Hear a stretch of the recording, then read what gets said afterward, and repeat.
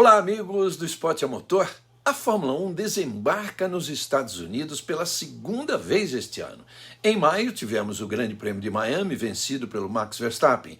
Agora é a vez do Texas, que fica a 2.170 quilômetros do litoral da Flórida, onde está Miami. O Circuito das Américas, em Austin, recebe a Fórmula 1 pela 10ª vez. O título está definido. Verstappen é bicampeão desde a última corrida no Japão, mas há ainda uma briga interessante pelo vice-campeonato entre Sérgio Pérez e Charles Leclerc. O mexicano está um pontinho apenas à frente de Charles Leclerc de Mônaco.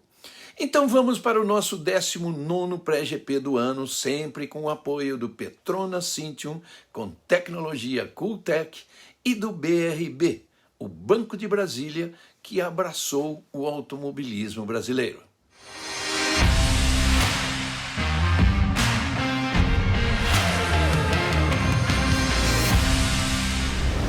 Já faz 38 anos da última vez que os Estados Unidos receberam 2 GPs numa temporada. A última foi em 1984. Naquela época, o calendário tinha os GPs de Dallas e o de Detroit, 2 circuitos de rua. Mas antes disso, desde 1976, a Fórmula 1 corria na pista de Watkins Glen e nas ruas de Long Beach. Em um país tão extenso, assim como é feito no campeonato da NBA, eles recebiam os nomes de GP dos Estados Unidos Leste e Oeste. Depois, em 1981, foram realizadas provas em Las Vegas e em Long Beach. Este de Las Vegas foi quando Nelson Piquet ganhou seu primeiro título mundial. O ano seguinte foi ainda mais especial para os americanos. 3 GPs, Las Vegas, Long Beach e Detroit. No Mundial de 2023, teremos novamente um trio de corridas norte-americanas. Miami no dia 7 de maio, Austin, dia 22 de outubro, e em 18 de novembro a Fórmula 1 volta a Las Vegas, mas bem diferente do que foi feito em 81, com um circuito desenhado com barreiras de concretos dentro do enorme estacionamento de um hotel. No ano que vem, o Grande Prêmio de Las Vegas promete ser a joia da coroa para a Liberty Media. O circuito envolve as ruas principais da cidade, especialmente a Las Vegas Boulevard, ou Vegas Strip, como é conhecida mundialmente. Listen to that roar.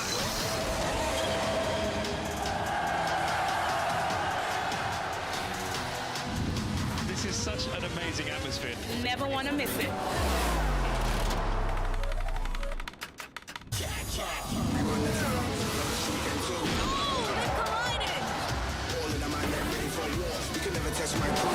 What a race we have in store for us.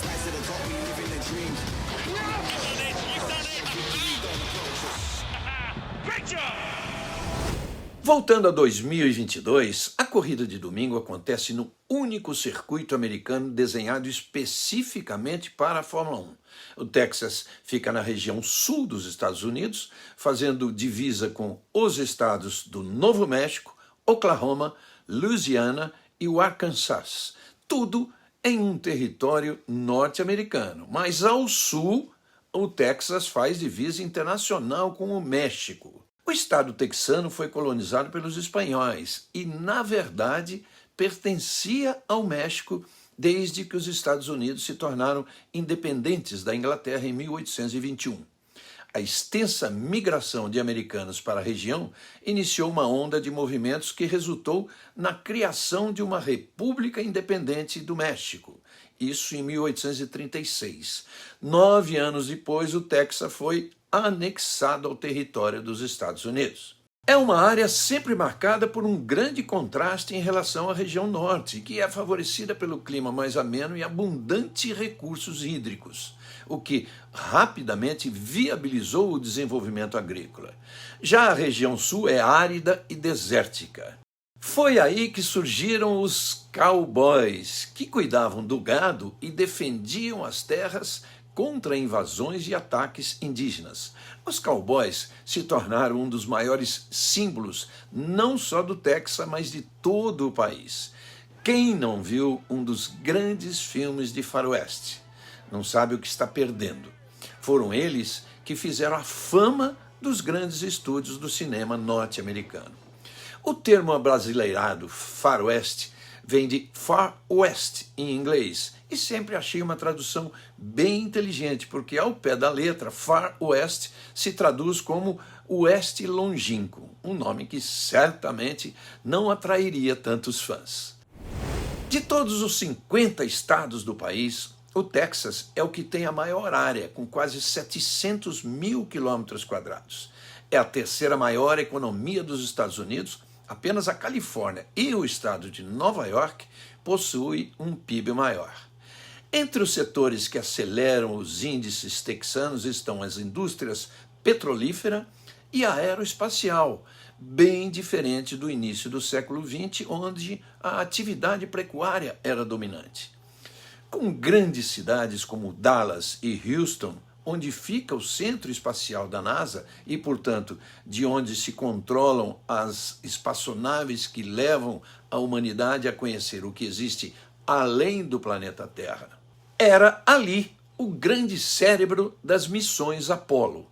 A mais célebre delas é a que decolou da Flórida em 20 de julho de 1969 com os astronautas Neil Armstrong, Buzz Aldrin e Michael Collins, numa viagem tripulada à Lua. Dois deles, o Neil Armstrong e o Buzz Aldrin, foram os primeiros a pisar no solo lunar, em imagem transmitida em preto e branco para o mundo todo.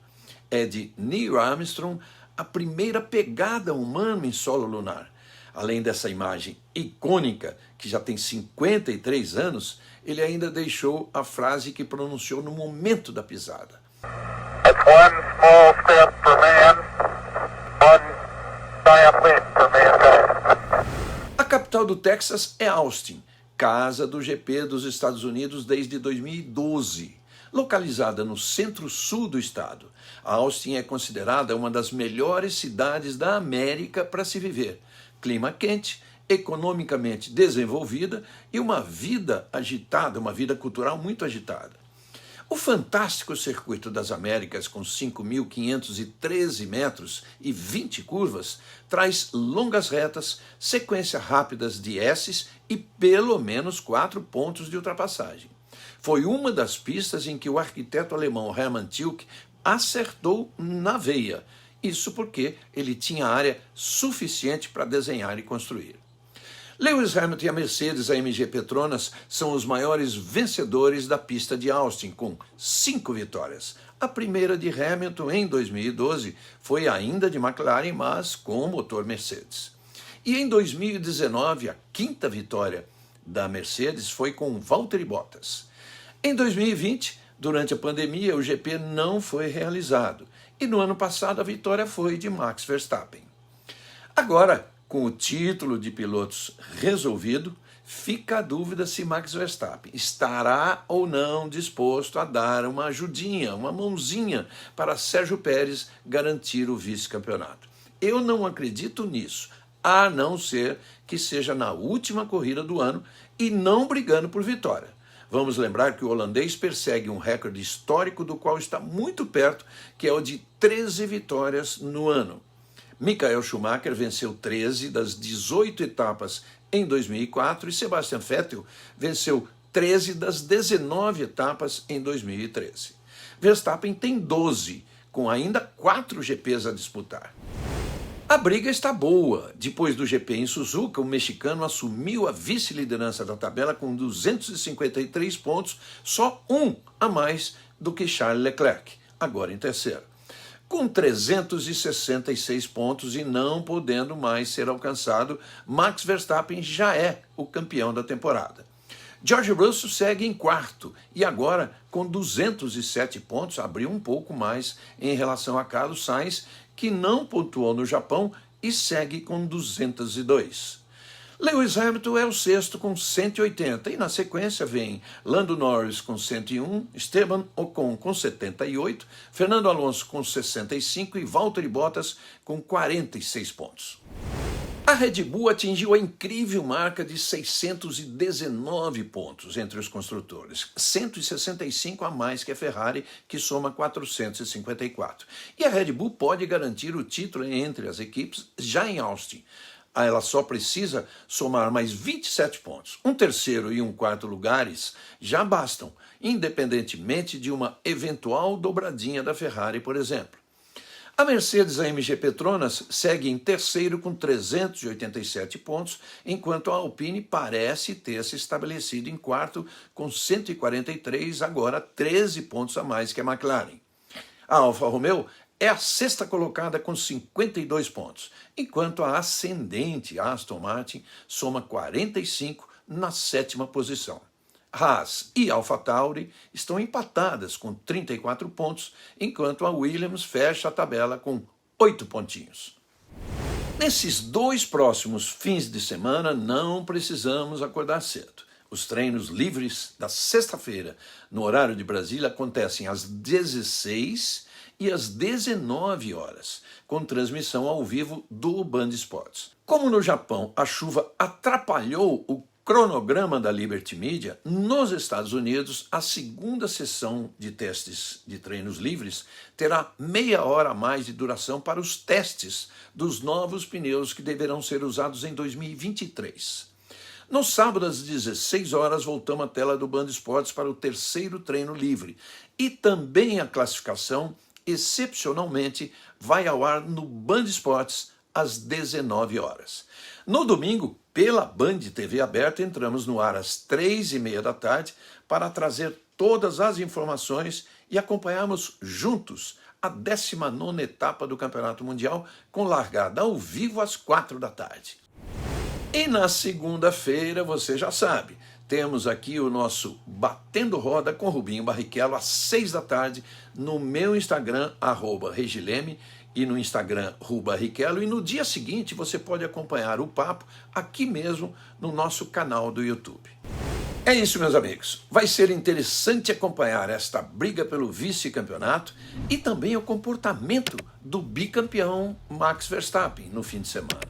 Mesmo sem uma eventual ajuda na corrida, ele pode seguir uma estratégia da Red Bull para aí sim ajudar e garantir uma boa posição de largada para o mexicano Sérgio Pérez. Um grande abraço a todos vocês e olha, nos vemos no fim de semana na tela do Band Esportes e da TV Band. Um abração, tchau!